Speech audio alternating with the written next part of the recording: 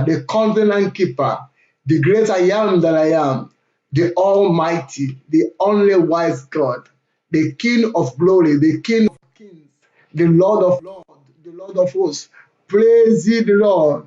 Praise the God who is, the God who was, the God who is to come. Praise the maker of the universe.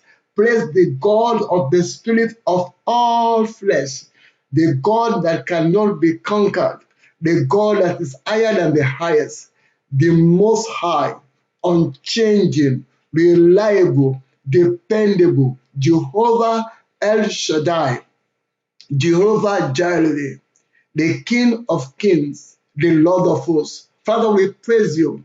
We thank you for another weekend. We thank you, Father, for your blood that conquers Satan for us. We thank you, Father, for peace like a river. We thank you, Father, we look back in all that you have given us. We say thank you because nothing will ever be missing. We thank you for preserving our lives, preserving our going out and our coming in from all evil. We thank you for your healing virtues, your healing power that have healed all the sick and those afflicted by this coronavirus. We thank you, Father, for making provision for us. We thank you for peace. We thank you for today's broadcast. Father, please move in our midst. Let there be a lifting up. Let us be encouraged. Let us be transformed. Let there be joy. Thank you, Lord. We love you. We cover ourselves with the blood of Jesus. In Jesus' name we pray. Amen. Beloved, we want to pray some of our prayers before we continue. Colossians chapter 1, verse 11. Colossians chapter 1, verse 11. I read first NLT. We also pray that you will be strengthened with all his glorious power, so you will have all the endurance and patience you need. May you be filled with joy. I want us to pray for strength, divine strength, and pray like this and say, Father, in the name of Jesus, strengthen me, empower me. In the name of Jesus, strengthen me. Let me be strengthened with your glorious power. In the name of Jesus, Father, strengthen me. Strengthen my bones. Strengthen me mentally. Strengthen me spiritually. Strengthen me physically with your glorious power. Let me be strengthened. Let my mind be strengthened. Give me strength in the inner man. In a kuriasuti zabahiklo makizula. La sika mahino kizula makistide makapuri kudo. Lezina makarikele. Give us inner strength. Let us be strengthened. Strengthen me. Strengthen us with your glorious power. Let us be strengthened. Strengthen us physically. Give us physical strength and we will not be weak. Give us emotional strength, mental strength. Let us be strengthened psychologically. Father, strengthen us with your glorious power. Let our bones be strengthened. Nazu kazikela halokdo mastigede. Ha kabisole lakede kapusta lakede. Give us strength. Thank you, Father. In Jesus' name we pray. Amen. The next one I say, may you be filled with joy. You're going to tell God, Father, no matter what is going on in the world, let my joy be full in the name of Jesus. No matter what is going on in the world, let my joy be full. I have joy like a fountain, joy like a fountain in my soul.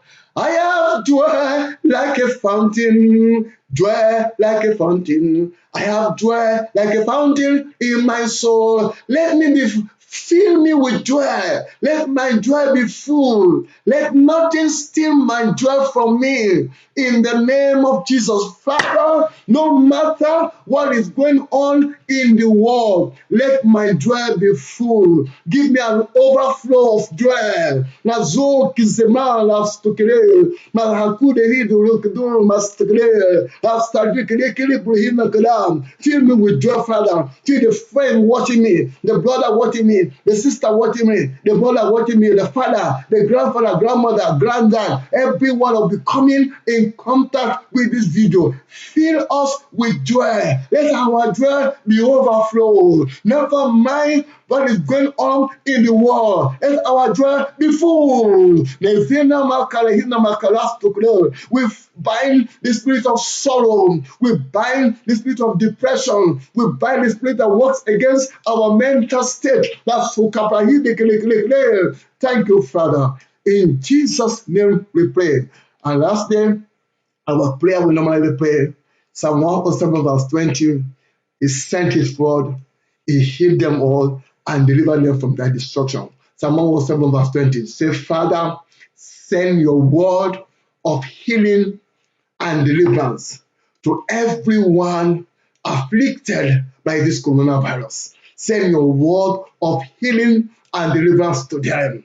Send your word of healing and deliverance into our homes, into our care homes, into our nation. Send your word of healing and deliverance to faraway Africa, to every continent of the world, to Europe, to America. Let there be healing. Let those on ventilators be mysteriously healed. Let those who have been appointed to die, who doctors have given up that they will die, let them be healed by your mighty power. Send your word of healing and deliverance to everyone afflicted in the name of Jesus Christ, and send your word of healing and deliverance to me, to my family, to all my friends and loved ones. Your word of healing and deliverance to our government, your word of wisdom. Thank you, Father. Thank you, Jesus. Thank you, Holy Spirit. In Jesus' name we pray. Father, we thank you. Today again, before we start, this is the month of Ramadan for my Muslim friends and brothers. They started Ramadan. I remember 2005, I started Ramadan. At the end of it, you step in and you reveal yourself to me. I pray for my Muslim friends and brothers all over the world. May the Allah who created their soul, the Allah they seek to worship this month of Ramadan, the Allah that created them, the Allah that who made them and gave them the rahu, the breath, the Allah who said kun fayakun, be and it is, that Allah that made man, the Allah that created us, yes, that Allah visit them in this month of Ramadan. May they have an encounter like Cornelius in the name of Jesus Christ. Let the angel of the Lord that visited Cornelius begin to visit them. May they have encounters in their dream with their maker and their creator. May their case be like the case of Cornelius in the name of Jesus Christ. May you send someone their way in the form of an angel or someone who will lead them to the Allah who created their soul. May their eyes of understanding be open. Open their spirit man as they take this spiritual exercise, that your name will be glorified as their creator. Thank you, Father. Thank you, Jesus. Thank you, Holy Spirit. In Jesus' name we pray. Amen. God bless you. The Lord keep you. And I'm agreeing with you. Every of your lost loved one, this season, they will be saved in Jesus' name. Now, if you really understand the meaning of heaven and hell, and you have seen visions of heaven and hell, you will passionately, and in love, pray for the salvation of your friends and family members. If you really love people, the way you say you love them, and they are not in Christ, and you really love them, oh my God, you'll be so, there'll be a burning desire in your heart to see them know Christ. Because you know the consequences. You know what the Bible says. The Lord will help us. God bless you. This is your friend, Paul Adeleye. We continue with our Bible inspiration. We are doing Hearing the Voice of God, part 11. Today is part 11. This is Friday. So I just want to recap what I've learned so far this week, just briefly, as much as I can. Then I close with what I can do today. But let's just see what we have learned so far, just to see. We have been talking about hearing the voice of God through His Word. That's what we have been discussing. Hearing the voice of God through His Word. Like I normally say, I encourage you to share this video. I also encourage you to subscribe to our YouTube channel to get updates and to put on your notification so that anytime we're on Facebook, you will get messages, edifying messages, spirit-inspired messages that will tremendously transform our lives. Okay, so share this video, okay, to get somebody else blessed. Okay, the enemy always try to work against the truth because the truth sets free. Okay, God bless you as you do so. So let's just do a quick recap. We say God speaks to people in different ways, in dreams and visions, through his prophet, and through his word. So I've been speaking this week about how God speaks through his word, okay? And I've given you a lot of insights. And we said that the moment I open my Bible, that's my Bible, I have seen Jesus. Why? Because Jesus Christ is the word. And the moment I open my Bible, Jesus is speaking to me. John 1, 1 to 2, John 1, 1 to 2, and 14, Genesis 1, 1 to 3, okay, Revelation 19, 13, Revelation 19, 13. Okay, Jesus is also the word. We also said that if we want to hear accurately and correctly from God, take the Bible, because the Bible is God speaking to you. Okay, we said the second one, the moment I say it is written, and I use a verse from the Bible, apply it correctly, the angels are ready to perform God's word. Psalm 103, verse 20. Okay, we said faith comes by hearing, and hearing the voice of God, hearing the voice of God, what is in the Bible, what is written, okay, not hearing my motivational and enticing words. And Paul said that we do not bring the gospel with enticing words. What the power of God, okay? Let's go faster. Okay, we said the Bible is like a two-edged sword. Hebrews 4, 12, Hebrews 4:12. The Bible is a hammer that breaks difficult situation. We said David used the voice of God to kill Goliath. He spoke. Goliath cursed him by his own God. There was a spiritual fight. David too cursed Goliath by his own. David too spoke what he wanted, not cursed him, spoke what he wanted. After Goliath had taken the battle into the spirit realm to defeat David in the spirit realm. And David understood what Goliath was doing, and he too responded by going to the spirit realm, speaking. Okay, so we have to speak the word. We speak what we believe. Okay, let's go. We said God's word corrects us. The voice of God or the Bible corrects us and will direct us and show us how to live our lives. We say the word of God also transforms us. It changes our lives and makes us better people. Okay, we have said all this. We also said the word of God guides us, directs us, and enlightens our darkness. Okay, now I think yesterday I told you that the perfect will of God for any situation is found in the word of God. Okay, that's what we did yesterday. Okay, no, that's what we did yesterday. Yes, yeah, no, that's not what we did. That's what we did day before yesterday. What we did yesterday is if we desire to prosper, we need to check out the Bible, because in Joshua 1 it says our success, which he qualified as good, and our prosperity comes from meditating the word, obeying the word, and we become prosperous and successful. Okay, and if I'm to conclude that, I was looking at Matthew 6:33, where God says, seek first the kingdom of God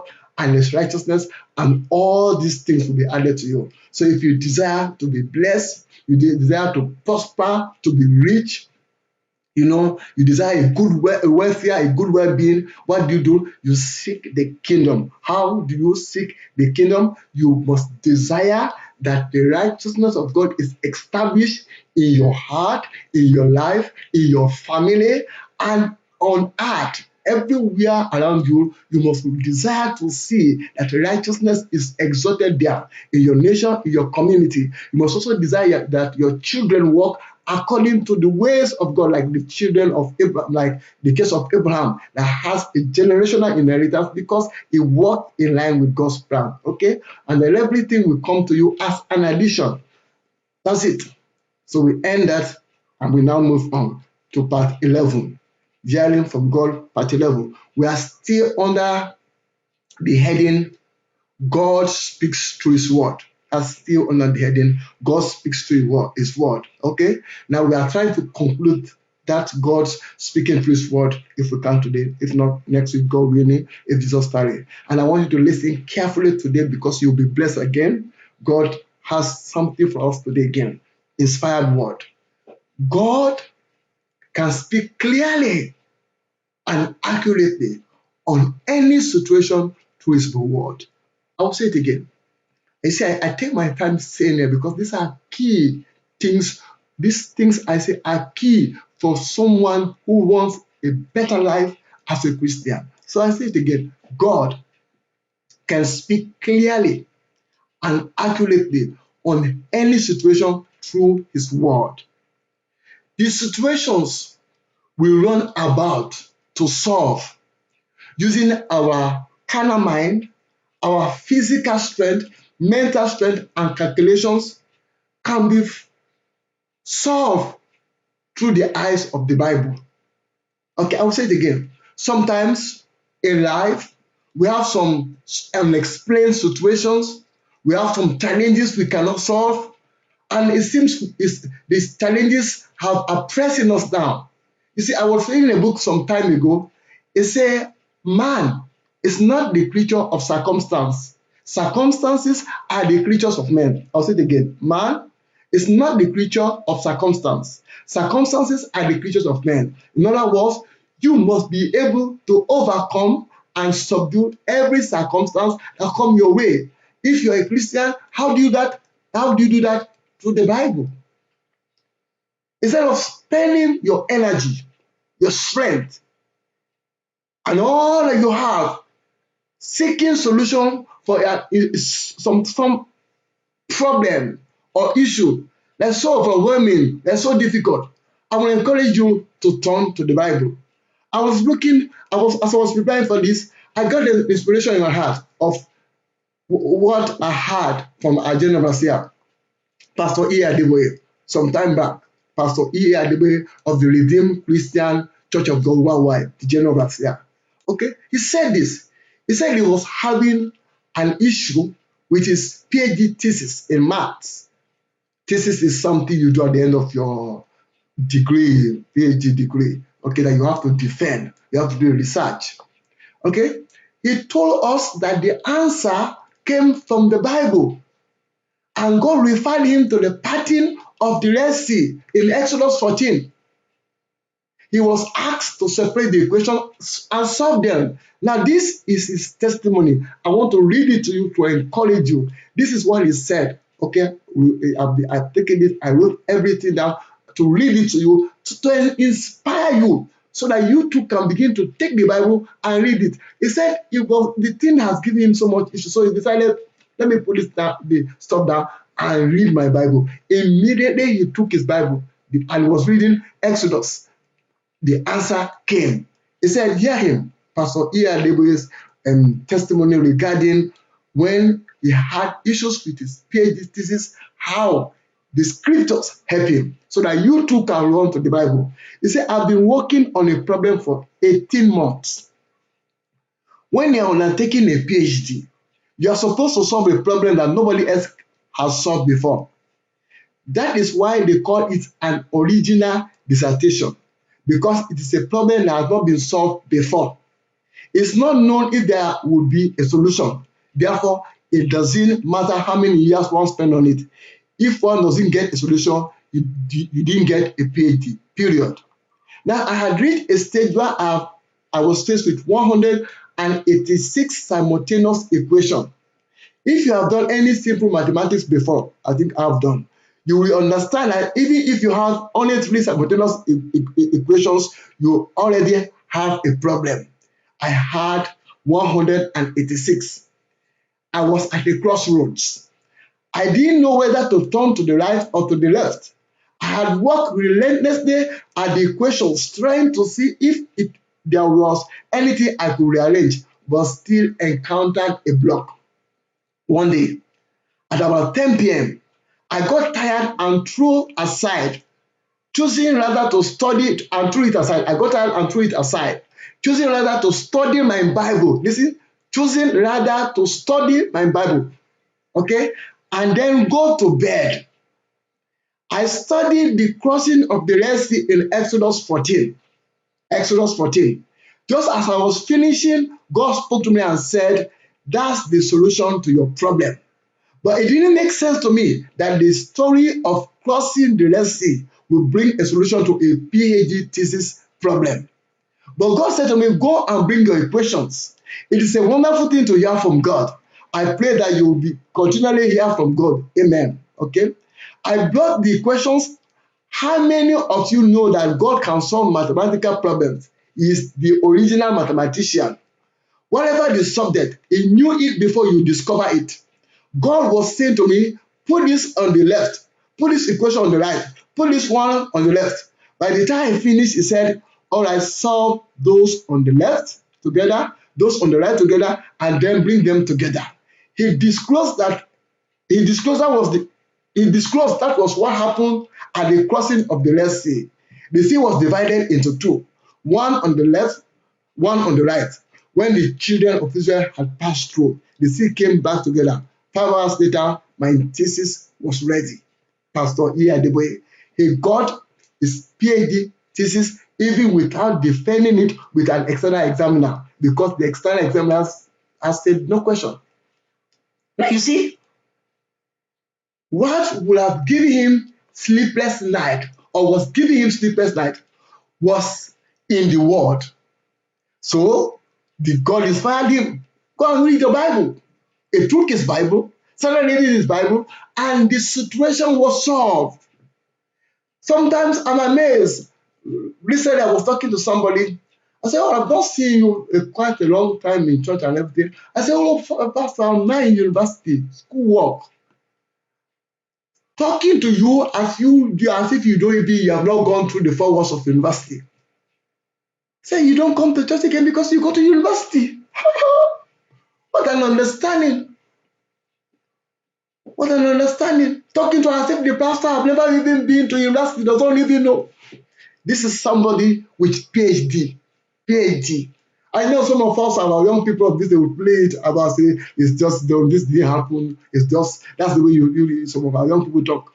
It doesn't happen. It's just that some of the young people don't even have first degree yet. This is somebody with PhD, referring to how the Bible helped him. Imagine if you too can begin to read the Bible, how those problems you are running helter-skelter to solve will be solved easily. The Bible is made of logos and rhema. The logos is the written word. The rhema is the inspired word that is capable of solving all our issues. You see, he picked up the Bible, the voice of God. God spoke to him through the scriptures. The solution to your problem is in Exodus 14. And he saw it, and the problem that had given him sleepless night was solved. 5 hours. Was solved. Now, I want to speak to you as this today about if I desire God's voice. And you guys say, Brother Paul, I want to hear God's voice accurately, precisely, correctly for my destiny. Don't lose me. That's where we are going now. I just gave you an example of our general Pastor E. Adeboye, how he picked up the Bible. And within 5 hours, he was able to solve the problem of his thesis. Solved it through the inspiration from the Bible. Now, everything about our life, every solution, I said when I started, concerning our life is found in the Bible. Just like if you buy a new car, everything you need to know about that car is in the manual. If you don't understand the manual, you won't understand the car. There are some features in the car you will never be able to use. It has happened to me, I've said it earlier. There are some things you can do yourself and you don't need anybody to do it for you. You don't need to pay anybody. You can just do some buttons. Because sometimes some of these new cars that deals with buttons, sometimes you are mixed up. No, the buttons and you see one red something, how to remove all those things. You don't know. But if you get the manual, look at the manual, you can do all these things. So, I want to talk to you about God's voice His word, what his word says, his voice, which is in his word, accurately and precisely for some areas in our lives. Let's start. God's voice to us, to you and I. Let's start. His voice for our destiny. What's God's will? Perfect will. What's God's word? What's God's voice for my destiny, for my future, or my life? I think that's the first place to start. I think that's right. Is it? Yeah. I think you agree with me. And the first place to start, what's God saying? Paul, what's God saying concerning my destiny? Remember that prophet told me, this, that. I'm just giving. Some people are saying, the prophet told me this will happen, that will happen, this will happen. That prophet is a man. Now, what is God saying about your destiny, my destiny, your future, my future? What is God saying? It's in his word. Let's start. Isaiah 3:10. Isaiah chapter 3, verse 10. This is God talking to you, not me. Isaiah 3:10. Isaiah 3:10. It says, say to the righteous that it shall be well with them, for they shall eat the fruit of their labors. 11. Woe to the wicked, it shall be ill with them, for the reward of his hands shall be given him. So this straight away tells me accurately that the moment I become a Christian, true Christian, washed by the blood, walking as the righteousness of God in Christ Jesus, no matter the causes, no matter what anybody has said in the past, as long as I stand my ground and pray, it is well with me. It's here. Nobody has to tell me. It's already here. Say it shall be well with me. So my destiny is good. My destiny is glorious. The moment I become a Christian, I become a follower of Christ, I am now what the Bible calls in 2 Corinthians 5:21, 2 Corinthians 5:21, that I am the righteousness of God in Christ Jesus. So this applies to me. Say to the righteous, it shall be well with them. So you that is a Christian, it is well with your destiny. Your future is bright. It's all left with you now, how much you can put in to ensure this comes to pass in your life.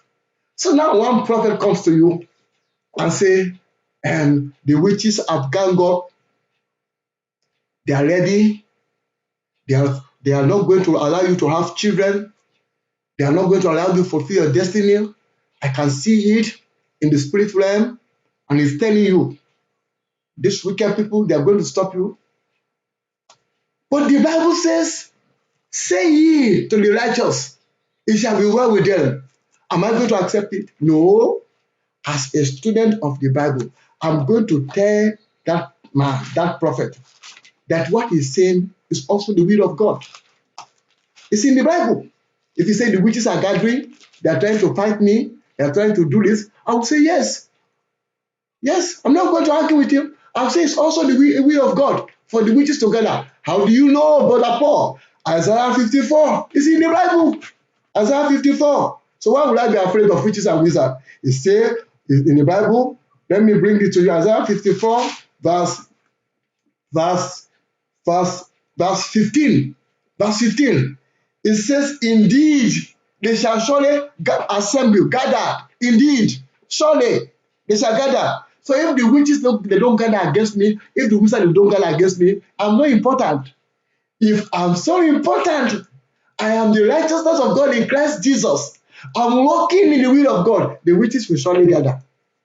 They will surely assemble. So the prophet is not lying. Say the witches are assembling, they are gathering, they want to work against your destiny. I say yes, it is also the will of God for them to gather. But this is what God says. He says, surely they should gather, but not because of me. Whoever assemble against me shall fall for my sake. You see? So let the witches gather. Let the occult gather. Let the wicked gather. I know the end. I know the end. They are gathering because God wants to destroy them. So God has to set them up so that they will be destroyed. He said, oh, are you sure? But that is just one part of the Bible. Isaiah 41. Isaiah 41.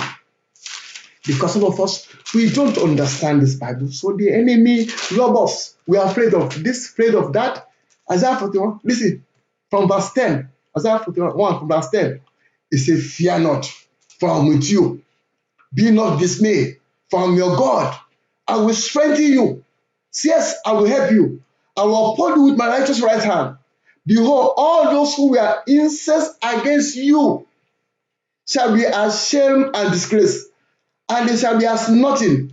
And those who strive, you see, that's why those who strive against pastors, the new pastors. See what the Bible says to you, not me. I didn't say. They say the pastor said no, not me. The Bible, those who strive with pastors. That's why some pastors don't talk. It says, and those who strive with you shall perish. Some other versions, I don't want to go into it so that you won't say pastor is cursing. Okay? It's God that says you strive with any child of God, any sincere believer. The Bible says you shall perish. It's in the book. It says you shall seek them and not find them. So the witches, when they gather, they are fulfilling the will of God. They are going to gather. But by the time the whole thing is finished, they will not be found. The Bible says it said, you shall seek them and not find them. It said, those who contend with you, those who war against you, shall be as nothing, as a non-existent thing. For I, the Lord your God, will hold your right hand, saying to you, fear not, I will help you. What's concerning our destiny? Concerning our destiny. God was speaking to Jeremiah. Jeremiah, we just do one today. I think you should be thanking God that this is coming to us, because some of us are afraid. Some of us because we don't read the Bible, we don't know our rights. So the enemy bullies us. Okay, the enemy manipulates us. The enemy just speaks to our mind. We begin to behave as if we are children, as if we are babies. Because there's no spiritual maturity. You don't understand the word. Okay, see Jeremiah chapter 1. Jeremiah chapter 1. See what God says. See your destiny, your future, your life, and my life. Say, before I formed you in the womb, I knew you. Before you were born, I sanctified you. I ordained you a prophet to the nation. Then said I, Lord God, behold, I cannot speak, for I am a youth. But the Lord said to me, do not say I am a youth, for you shall go to all to whom I send you, and whatever I command you, you shall speak. Do not be afraid of their faces. See, for I am with you to deliver you, says the Lord. Says the Lord. So, before you were born, before you were created, your destiny was already settled. Okay? It's not left with you. They already settled. Before I form you, I know you. I ordain you for some assignment on earth. The moment I'm able to identify that assignment, the moment I'm able to discern the voice of God and walk within that assignment, standing on His promises, His word, there's no power on earth that can stop me. No power. There's no force on earth. No force. Say to yourself, say my tomorrow is glorious. Say it. Let the devil hear. Say my tomorrow is glorious. That's God's voice for you. Okay? Now, you also want to know that fulfilling destiny, God's word and promise for destiny, fulfilling destiny, requires boldness. It requires courage and spiritual power. You can only find that in the Bible. When you check the life of those who fulfill their destiny to the full. Because if you are reading the Bible, you are studying it, you can see how the enemy comes after what God says to those who are meant to fulfill destiny. Okay? It comes after. You read from Genesis, Joseph. Immediately he had a dream. The enemy said, let's kill him and see what becomes of his dream. You find it, that pattern. Look at Samson. The angel came and said, this is this guy's destiny. The parents even asked, what will be the rule of this guy's life? And the angel told them what the guy should do or not do. The enemy came after him until the enemy brought him down. So the enemy know that you and I, our destiny is glorious when we are walking in Christ, when we become born again believers. So what does he do? Keep the Bible from him. Keep the Bible from his family. Keep the Bible from his children. Let them not be able to read the Bible. Make them too busy and engaged so that they will not find the secret to fulfill their destiny. So that they will not have the courage. They will not read the Bible and see how men like Caleb, how men like Joshua fought for their destiny. They should not read the Bible to see how Peter was changed from a fisherman, ordinary fisherman, to become somebody whose shadow will begin to heal the sick. Keep the Bible from them so that they will not see men who rose up to the occasion to stand against the devil. Keep the Bible from them so that they will not learn the faith of the Shunammite woman, who the Bible says that women brought their dead back to life by faith. Keep the Bible from them. Jeremiah 29:11. He said, the thoughts I have for you, know the thoughts I have for you, they are thoughts of good, not of evil, to give you a future and a hope. That's God's plan. Good plan, beautiful plan, glorious plan. But that plan will only be fulfilled if you are someone who reads the Bible, who internalize it, who apply it, who obeys it. Colossians 1:27, Bible says, Christ in us is the hope of glory. That's for you. Your destiny is glorious, you can see, as a believer. So the devil comes and says, it's already in the book, in the Bible, that these are a chosen generation, these are special people. Let me hinder them. Keep the Bible away from them. Jesus says to us, I've come that they may have life and have it more abundantly. So our life, our future, our destiny is secured in Christ. It's safe. It's glorious. But we need the Bible. That's where I want to stop today. We need the Bible. What have I said in this last bit? I've said God's voice for my destiny, for my future, for my life is good. God's word says, say ye to the righteous, it shall be well with them. So my future is bright. My tomorrow is glorious. That's the perfect, good, acceptable way for me and for you and for us. And I've told you, the devil don't like it. He doesn't like it anyway. He don't like it. So what does he do? He gives the Bible that will build you up to apply this truth, to stand your ground, and you become someone that is lazy to read the Bible. That when people are reading scripture, say they are bashing them, bashing people with Bible. You don't know, like the Bible bashing that works, not my eloquence, not my grammar, not my Queen's English, not my demonstration. You know, these are the days of technology, and most of us are too sophisticated for God. We are too enlightened. You even treat people like us as if we are not educated. So you make the things so sophisticated and so complicated. I went to a program one time, and even their English was so big, I have to stand up and told them, I say, even me that I think I have some little education, I cannot understand you. I doubt how the man that does not have any education will understand what you are saying, because all the big English you are using is just too much. I went for one that my daughter was telling me that, I can't tell you, just go, I can't understand what they say. It's called it BB grammar. God's word is simple. I'm not Greek. I'm not Hebrew. So I'm not preaching Greek and Hebrew. So why am I going to be coming to talk about the Greek and the Hebrew and the stuff? I'm confused for that. It's good to learn Greek. It's good to have Hebrew. When I'm speaking to you, why can't I make it plain? So when you start reading the Bible to make your own way prosperous, to make your own way successful, you begin to see those things for yourself. And nobody is going to begin to tell you the Greek meaning of this. Is this, that pastor did not get it, I'm the one that know it, that other pastor missed it, I'm the one, this is what the Greek mean, this, by the time you debate it, you are confused. It happened to me. Beloved, I'm preaching to you with all passion. It happened to me.